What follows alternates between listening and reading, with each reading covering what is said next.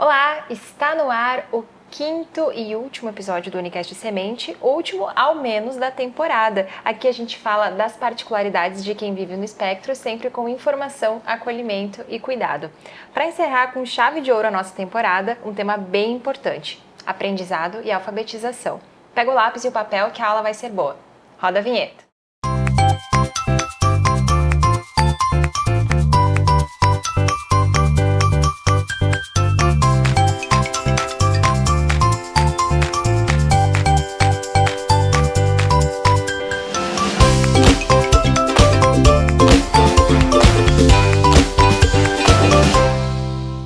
Como em todos os episódios dessa temporada, a gente fala direto da Casa Semente Unimed, um espaço dedicado a acolher e cuidar de crianças com transtorno do espectro autista. E quem convive com crianças sabe que a aprendizagem e a alfabetização são essenciais no desenvolvimento dos pequenos. Para tirar todas as nossas dúvidas, nossas convidadas, Viviane, que é psicopedagoga, e a Letícia, que é psicóloga. Bem-vindas, gurias. Obrigada. Quando a gente fala de alfabetização, então, quais são os principais desafios que as pessoas autistas podem enfrentar nesse processo? Bom, Fernanda, respondendo a tua pergunta, o primeiro desafio que a gente tem é com a família. Então, a gente percebe que a família tem uma expectativa muito grande e ela que coloca essa expectativa maior na criança, porque ela quer a criança típica alfabetizada. E não é assim, não é desta maneira. A gente precisa estar avaliando várias possibilidades, várias mensurações de algumas habilidades básicas. E eu sempre falo para as famílias do consultório que vêm me trazer essas informações. Meu filho não está alfabetizado, ele não escreve, ele tem muitas dificuldades de leitura, de escrita. Então, o que eu sugiro para a família? Eu faço toda uma avaliação, então os pais, as famílias precisam estar procurando uma avaliação, uma profissional que consiga fazer a avaliação das habilidades básicas. Quais são as habilidades básicas hoje, né? As principais que geralmente eu avalio são 3. O sentar. Se a criança hoje não senta, eu não consigo alfabetizar e nem trabalhar outras questões da aprendizagem. Isso significa que ela não tem a capacidade de prestar atenção isso aí. Pra ela. Ela não consegue ficar uma permanência nas atividades. Então ela tem muitos movimentos motores, então ela precisa se regular andando por um lado e para o outro. Então se ela não consegue ficar sentada, eu não consigo trabalhar outros critérios da aprendizagem e alfabetização. A segunda, que eu falo que é muito importante, é o contato visual. Hoje as crianças atípicas com TEA, elas não têm, às vezes, contato visual. Isso atrapalha muito dentro do desenvolvimento social e também escolar. Então, por exemplo, eu tenho uma criança lá que eu estou ensinando a letra A, as vogais. E essa criança, quando eu mostro a letra A, ela não consegue olhar o movimento da minha boca e nem saber de onde que sai o som, porque ela não tem contato visual. Então, ela também não consegue realizar a imitação.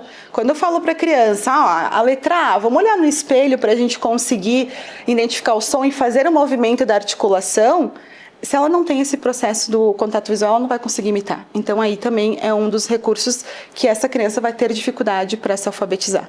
E o terceiro, que não é o menos importante dentro da nossa análise de psicopedagoga, é a questão da motricidade fina. Hoje as crianças elas precisam ter a habilidade da motricidade fina lá na educação infantil. Se essa criança está com defasagem nesse processo, eu preciso entender que ela não faz rasgar o papel, que ela não recorta, que ela não consegue segurar o lápis para pintar e ela não consegue fazer o movimento. E isso também tem muito a ver com o tônus muscular da criança, ela tem a questão de força mesmo para segurar. Então eu não vou conseguir alfabetizar, porque essas são as habilidades básicas para a alfabetização. E também um dos critérios que eu preciso analisar é a questão se a criança tem a motora ampla. Antes da motricidade fina tem a motora ampla. O que é a motora ampla? É a criança saber pular, a criança se equilibrar. Se ela não tem isso, ela vai refletir na motricidade fina e conforme vai passando, vai refletir na alfabetização e na aprendizagem. Entre outras, tem outras também, né? Então, uma das questões que eu falo é a atenção também. Se a criança não consegue focar por muito tempo, ela não vai conseguir entender e compreender as minhas demandas, as informações que eu quero. Outra questão também que eu falo muito é se a criança tem alguma questão sensorial.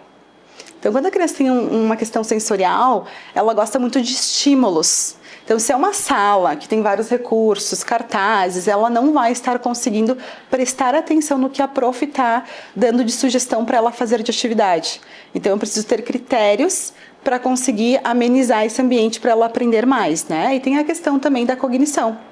Se a criança hoje tem um padrão de cognição mais lenta, tem daqui a pouco, né, comorbidades, que é uma deficiência intelectual, ela não vai conseguir compreender algumas informações. Então, precisa avaliar muito isso.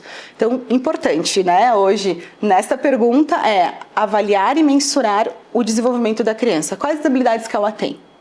Então, os pais não têm essa informação e muitas vezes é uma ansiedade deles. Isso. Né?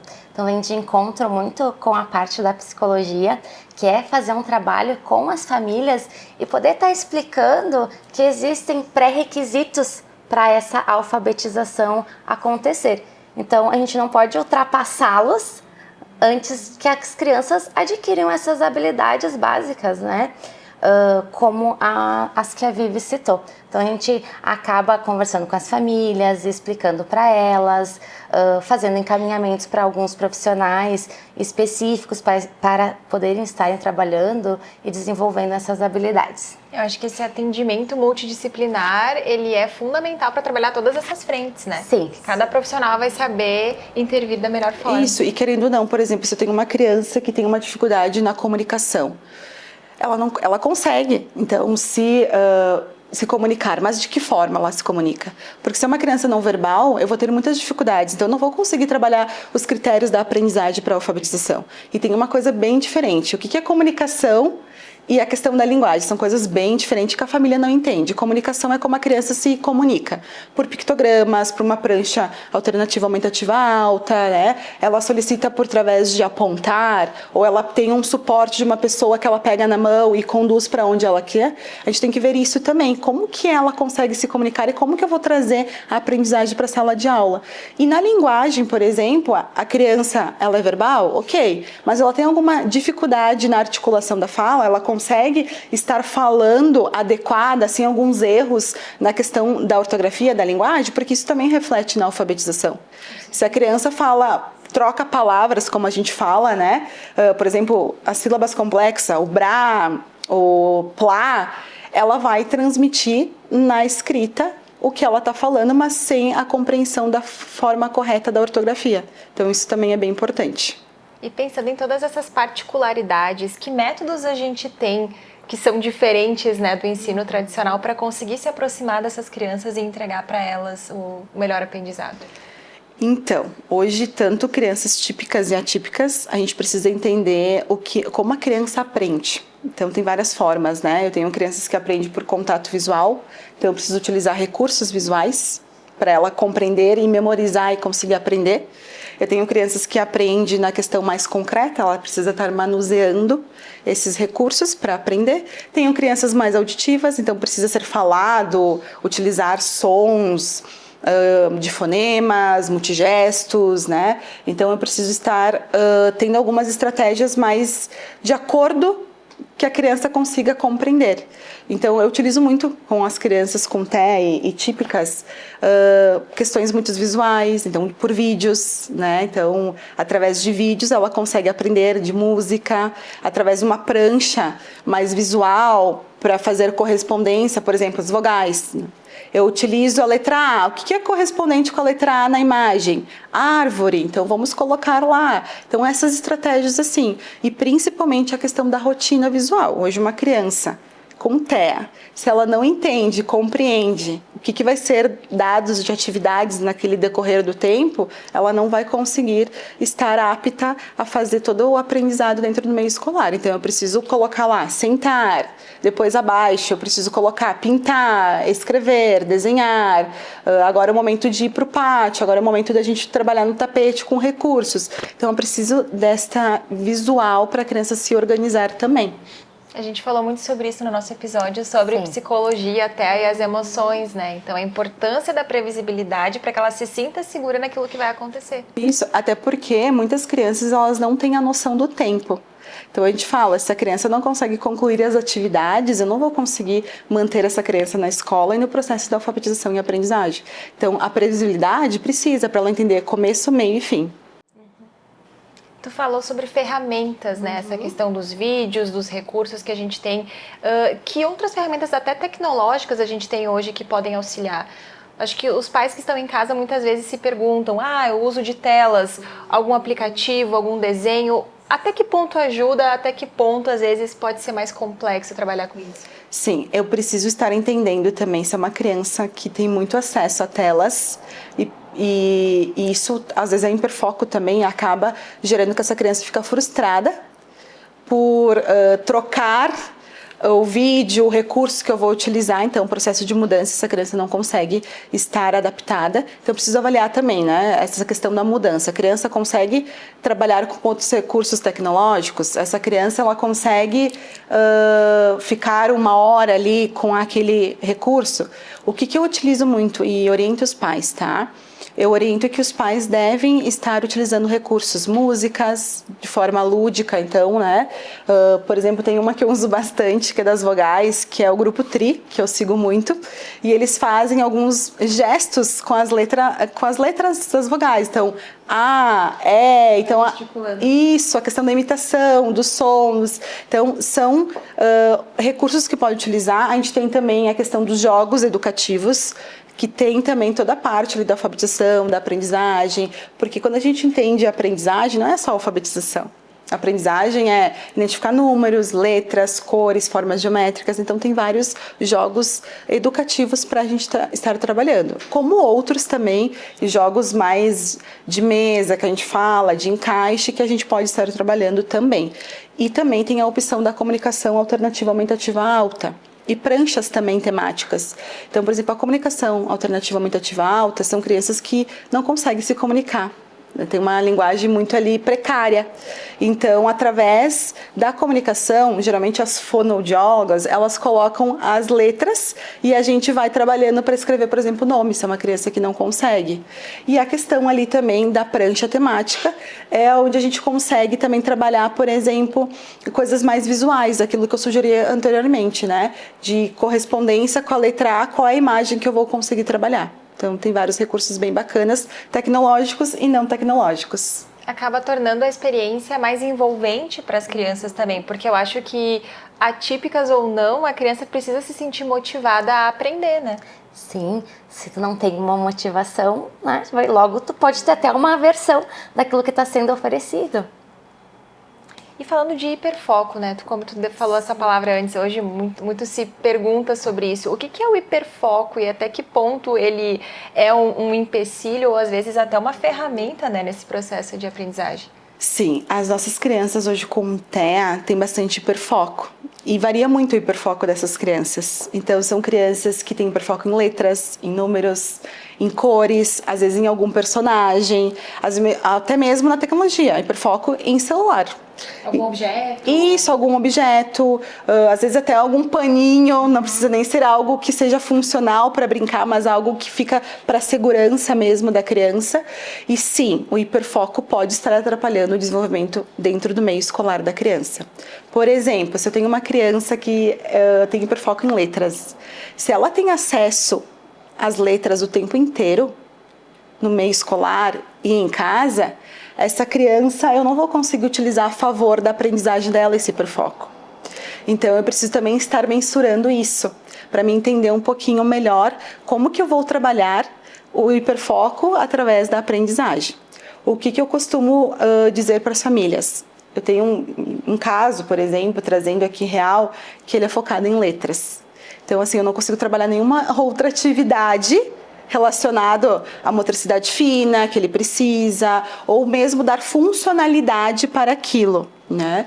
Então ele acaba, se eu trabalhar com letras, ele fica ali. Então ele só enfileira, ele não dá funcionalidade.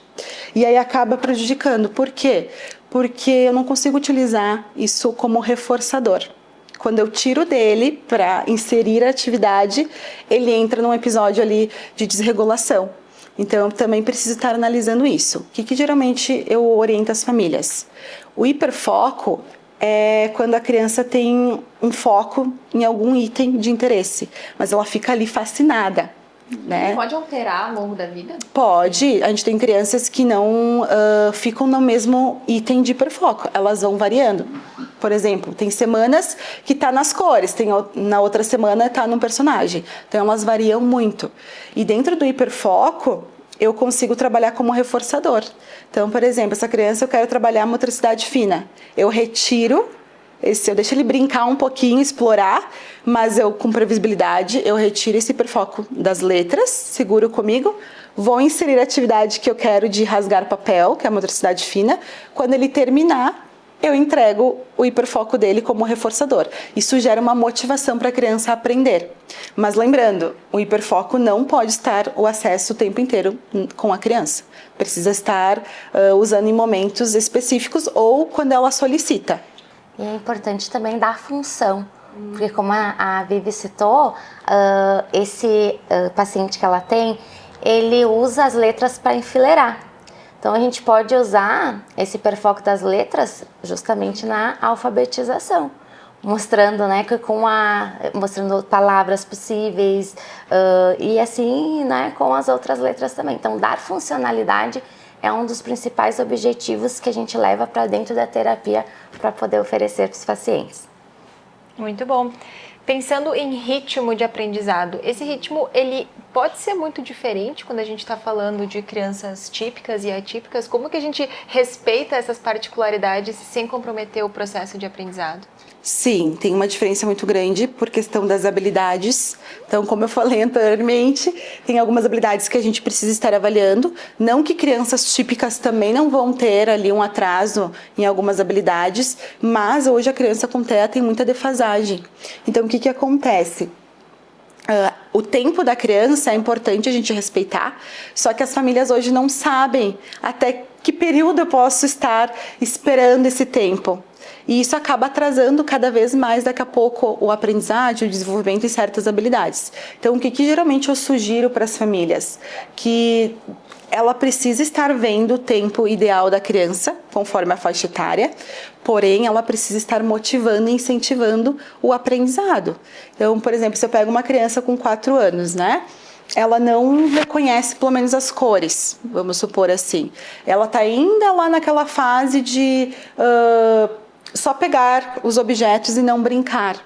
Então eu preciso trabalhar a funcionalidade, como a Letícia trouxe, né, do brincar, e também eu vou estimular essa criança para ela identificar as cores, porque quando ela chegar lá nos 5, 6 anos de idade, ela vai estar conseguindo já ter reconhecimento dessas habilidades. Então a gente precisa sim respeitar o tempo da criança, porém a gente precisa estar estimulando essa criança, é igual um bebê.